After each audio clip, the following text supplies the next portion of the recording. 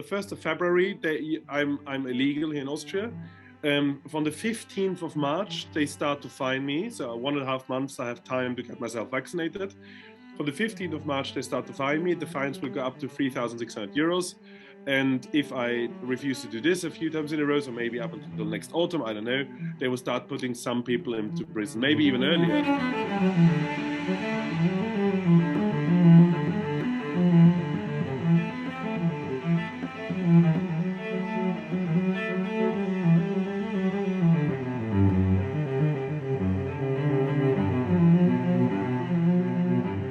If you're not vaccinated, you can get fined up to 2,000 euros each time you're caught unvaccinated.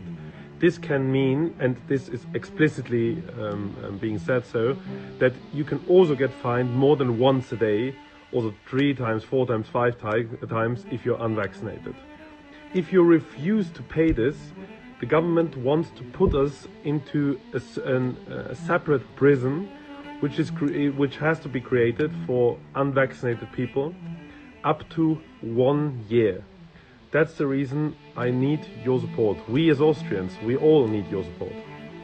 Please, go to your government officials, to your local Austrian embassies, or ask your embassies in Austria to apply as much pressure as possible at the Austrian government, on the Austrian government.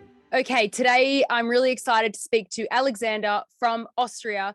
As you know, a group of us actually went to the Austrian embassy in Sydney recently. We know about what's going on in Austria, and I have a lot of people commenting, asking about Austria and saying how crazy it's become there. And so I wanted to bring the real story to them from someone living there on the ground. So Alexander, I don't know where you want to start, but is it as bad as you think that we've heard it is? Thank you, Monica. Well, I think it is actually. Let's say it's not yet as bad, as we still have 5 weeks of so-called freedom. But even in these 5 weeks, we as not vaccinated people, as vax-free people, are in a perpetual lockdown for the unvaxxed. So even our last weeks that we are not illegals in our own home country, we are already limited in a very unconstitutional and ugly way. And so if you're unvaccinated or you don't want to show your vaccine status, that would be the same thing. Are you allowed to go grocery shopping? Yes, grocery shopping is possible. The only problematic is obviously that if you're on your way to grocery shopping and you, for example, want to go to a supermarket a little bit more far away, then the police can obviously check you and say, well, you're not allowed to do this. Who are you? And so on. That's possible. Okay. So so you're allowed to go to the grocery store, but you have to go to the closest one to you. Is that what you mean? Yeah, more or less, because the farther away from home you are, the more suspicious it is. But right now it's a little bit a thing, because the police, obviously, at the beginning they started checking this really in an ugly way. You know, in every corner you had police checks suddenly. Right now, even the police thinks it's very uncomfortable to check the people. So right now they leave us in peace still. Step by step, you see them getting more radicalized. But right now, before Christmas, I think that they won't control us here, to be honest. Let's talk about the 5 weeks thing. Let's talk about the start of February. Yes. Just give me a snapshot of exactly what this legislation is how it's going to affect your life. So about a month ago, our former Chancellor, Alexander Tschugguel, announced that we will have a vaccine mandate. Then everyone was already obviously fighting what's this vaccine mandate going to look like. Then they leaked some documents from the government saying up to 7,200 euros fines and things like this. And then there was a leak, which I also published, and I made a video about it. And this is quite accurate right now. So they said up to 2,000 euros fine and up to 1 year imprisonment for contempt for someone who refuses to pay the fine a few times in a row. So everyone said it's a conspiracy theory, and now the law is out, and we have to understand that there are 2 laws being changed right now. First, they introduced this new law forcing everyone to get a vaccine. In this law, they say if you do not get, so on the 1st of February, you will get a letter. Every Austrian who does not have a vaccine will get a letter. In this letter, they will tell you, now you have to get yourself vaccinated. If not, then you are fined. If you ignore this letter or you reply to it and say, I'm not going to do it, then they'll send you a fine. The fine will be between 100, let's say, and 600 euros at the beginning. If you say I'm not going to pay this and I'm refusing to do this, then they put you into another kind of trial, more or less. It's a little bit difficult to explain, but then you can get fined up to 3,600 euros, which is quite substantial, as you have to know that the average net income of an Austrian is 1,550 euros. So that's more than a month. So that's more than twice, more than double of the net income, a monthly net income. And if you do not pay the 3,600 euros, then the state takes them away from your bank account or from your income and so on. And if you cannot do this, then you go into prison for not paying, which is a normal procedure. But on the same time, they also changed another law, and this other law is the Verwaltungsstrafrecht, says that if you if you commit a certain crime, more or less, many times in a row, they can put you into prison for a few weeks. It says originally it was 6 weeks, but now they changed it up to 1 year. And our opposition party, the Freedom Party, who is very much against this whole Corona measures, asked in the parliamentary Ausschuss, sorry, I just have the lack of the word right now, but they asked them, is this also going to be implemented for the people who refuse to get themselves vaccinated? So can they be put into prison? We want this to be excluded from this new law, so that the new law cannot be used for those people. And then explicitly, all the other parties said, no, this is explicitly also for them. So what I said a few weeks ago in my urgent video, is not only true, but unfortunately, in the meantime, already confirmed by every party except the Freedom Party, that they explicitly want this. So to put it in a nutshell, on the 1st of February, I'm illegal here in Austria. From the 15th of March, they start to fine me. So 1.5 months, I have time to get myself vaccinated. From the 15th of March, they start to fine me. The fines will go up to 3,600 euros. And if I refuse to do this a few times in a row, so maybe up until next autumn, I don't know, they will start putting some people into prison, maybe even earlier. And you told me before we started the recording that you actually can't leave Austria and come back anymore. Is that correct? Yeah, since yesterday. Since yesterday, they introduced very silently over the weekend. They introduced a new rule which says that from now on, if I want to leave Austria or want to come back into Austria, I am always in quarantine. Also the vaccinated, by the way. But if I'm triple vaccinated, so boosted, then I'm not in quarantine.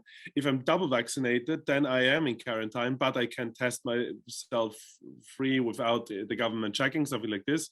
And if I'm vax-free, like I am, for example, then I have to register to come into my own country, which is completely crazy.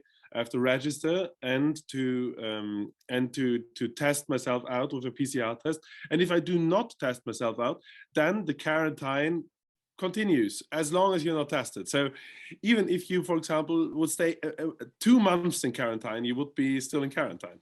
Wait, so they will not let you out of quarantine, is how we say it. They won't let you out of quarantine until you've had a PCR test. Yeah.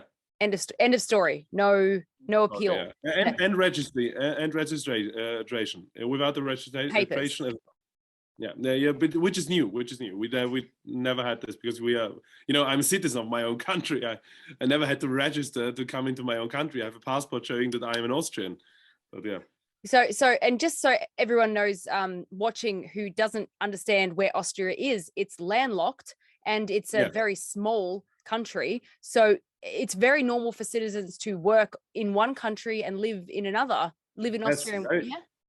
It's very normal. Right now, there are some rules which help those people who live on the border to make it a little bit easier, but they already said that they are not going to keep up those rules. And our Minister for Constitution, you just have to imagine, we have an own Minister for Constitution. That's a new thing. We never had this before. And she, Caroline Edstadler is her name, she has her office in the Chancellor's office, which is already problematic because normally constitutional things are attached to the law, to the Ministry for Law, obviously, of Ministry of Justice, I think it's called. So that's crazy. Our government broke the constitution in the last 1.5 years more than 30 times. I'm not kidding. You can look it up. More than 30 times they broke our constitution. And this constitutional minister said and I quote her, that following what they introduce right now, it is illegal to even be in Austria without being vaccinated, starting from the 1st of February. And then she says this will definitely have more legal consequences. So because you ask about working and so on. So we already know that now are the last weeks where we are officially allowed to stay in our own home country without taking this terrible pseudo vaccine. It's really, normally I'm not talking like this, but it's 5 weeks of now let's say 6 weeks of pseudo freedom. We do not have freedom. I'm not allowed to go anywhere. I'm not allowed to go out shopping. It's Christmas time. Since yesterday in Vienna, all the restaurants and so on are open again for the vaccinated people. And we go there and we are checked everywhere. And the police comes and fines me 1,500 euros if I want to go to a restaurant or want to buy Christmas presents in a shop which sells, let's say, not groceries. So it is really crazy. And how many people are vaccinated percentage-wise compared to unvaccinated, do you think? Two-thirds vaccinated, one-third not vaccinated. We have one of the highest rates of not vaccinated people in Europe. That's also what I think is our greatest power and our greatest advantage. That's the reason why demonstrations like your demonstration in front of the Austrian representatives in Australia are enormously crucial, because we can still change things. There is one thing you have to understand. I believe that Austrians are used as lab rats for the Western world because there was a change of law last year in Austria, the so-called e-health law, and the e-health law said that that certain health data should not be connected to your overall health data, but rather to your passport data. And so now your vaccine status is connected to your passport data, and that's the reason why the state knows from every citizen if he's vaccinated or not. Which, for example, in other countries, in other countries that's not possible, because in other countries that's something as a patient. So in other countries, you have to personally decide that you put it into your app, and then they know it. But in Austria, they know it immediately because the doctor has to register it in this registry. So that's also one of the reasons why they started here. Interesting. So they know who's not vaccinated, and that's why they can send everyone a letter. Yes. Right. Okay. That makes sense. Oh gosh. Okay. And the problem is just to obviously Austria is with 9 million inhabitants, not even 9 million inhabitants, a very small country. But it's interesting. First of all, we are geopolitical, a very interesting country, as we are on the border to the eastern world and on the border from the northern to the southern part of Europe. Mm-hmm. And that's the reason why we are used for lots of diplomatic reasons. Lots of diplomats have their seats here, and the United Nations have the biggest headquarters of Europe is here in Vienna. And second of all, the Austrians are always the example for the Germans if they want to do something, or the other way around. So right now we did it. The Germans right now said, we also do it following Austria. That's what they said. And if the Germans introduce it with their 88 million people, and 82 million people, and then say, well, now we have, then the next step will obviously be the European Union has to have it as well. And so the German head of the European Commission, Ursula von der Leyen, already said this. Said what? Sorry? That she said that the European Union is going to check if European law, vaccine mandate law, is possible on the European level, on the EU level. EU level. So that would affect the entire Europe. That would affect the right. Yeah. So can I just ask, how hopeful are you, and be honest, that the 33%, the 1/3 that haven't been vaccinated, and potentially want to stand up against this, what are you going to do in the next 6 weeks? You must be losing sleep over this. I'm so sorry, but what are you going to do? Yeah, I do. So I think we have a big chance still, and I'm very honest. I think that the people are really opposed to vaccine mandate, also the vaccinated. If you look into the surveys they do on lots of homepages from bigger newspapers of Austria, it's always the majority opposed to those vaccine mandates. The problem is just, we both know, you especially in Australia, you know how psychological pressure works.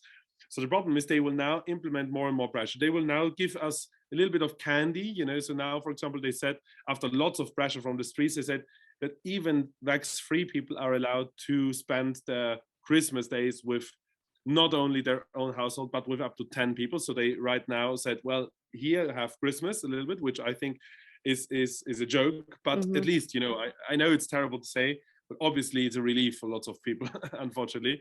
But it's not the government's thing to tell me with whom I celebrate Christmas. So I think it's very strange. Yeah. But to know what the movement will look like, so how many people will still be against this or also not vaccinated in a month, depends on what's happening in January. So in January, we will have huge protests. The next big protest on the 8th of January. And with those protests, the biggest in Austria, in recent Austrian history at least, as I did a research, I did not find any bigger one in Austrian history, but who knows? With more than 100,000 of people on the streets on the same time in Vienna. It's amazing. It's really wonderful. Those things move something. And then obviously lots of people want to do a strike. So lots of people want to say, I'm not going to work if I have to get myself vaccinated. And as we have such a high percentage, this is really harmful for the state.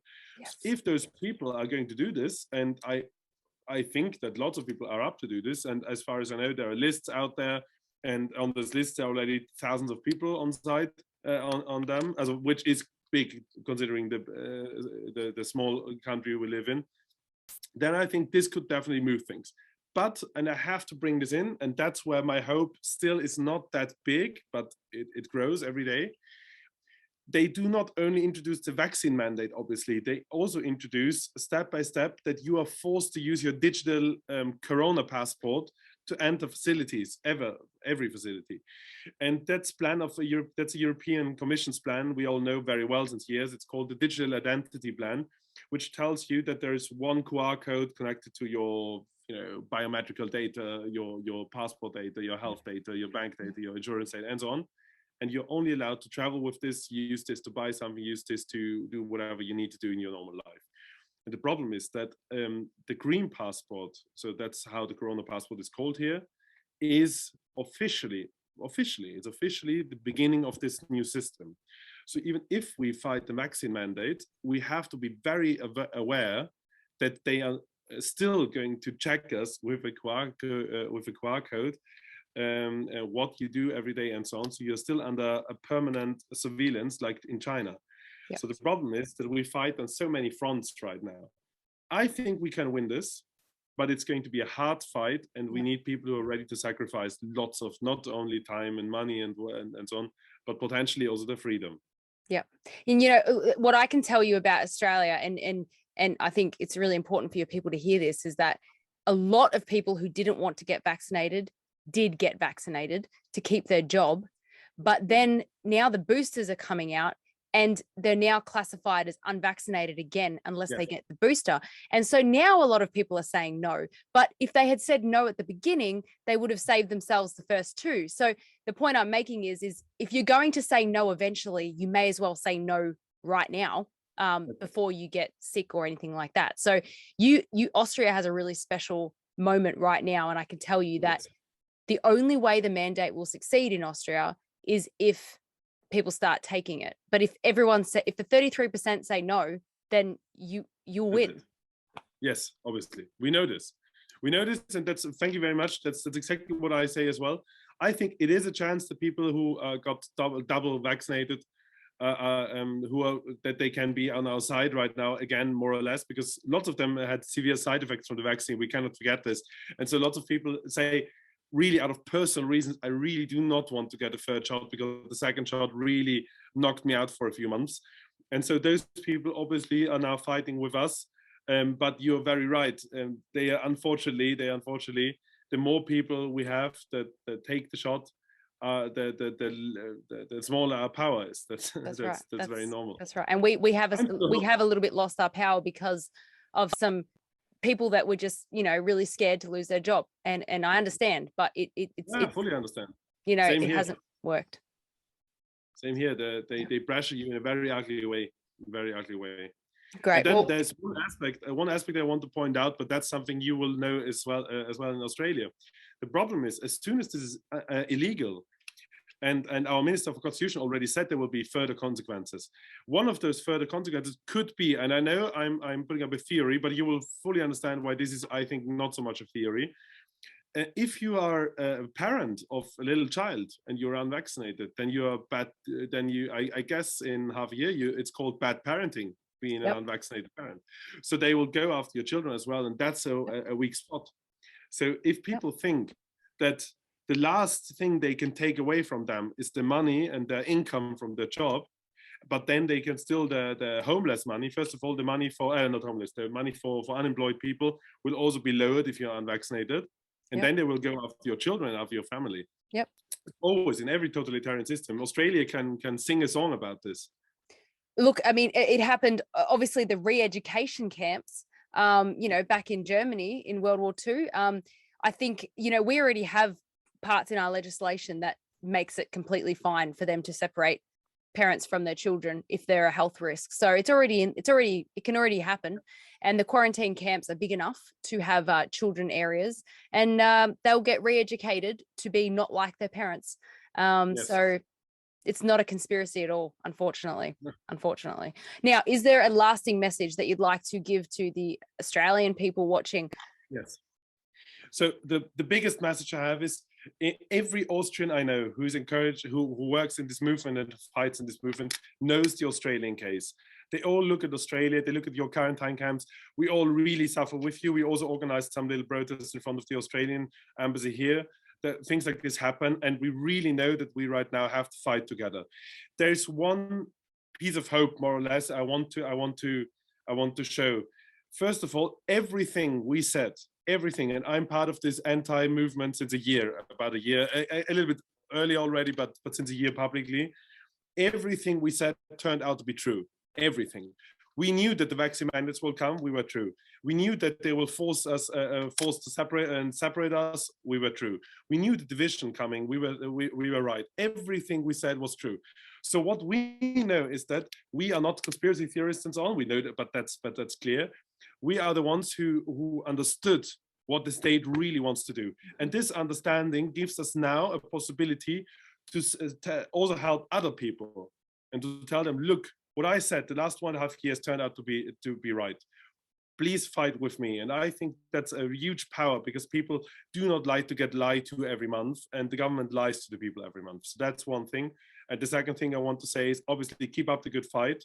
I think we can win this. The way we are going to win this will be a hard way, but we can win this. And at the end, the truth will definitely triumph. Absolutely. And we only have one letter that separates our names. So I feel somewhat, I don't know, I feel quite close to Austria for some strange reason because of that. Right. So, and we have the worst mandates, but you have the worst jail time. So we're kind of, we're actually having a really bad competition here that I would prefer not to be in. But anyway, we're making light of a bad situation here, but it is really bad. And look, we're going to keep in touch, and we'll be watching the news on February 1st really closely. And thank you so much for sharing everything. No, God bless you. Thank you for your work. It's amazing, and I'm very happy that I was on the interview. Yes, we're going to be doing some great stuff together. All right. Thanks, Alexander. Stay strong. Merry Christmas.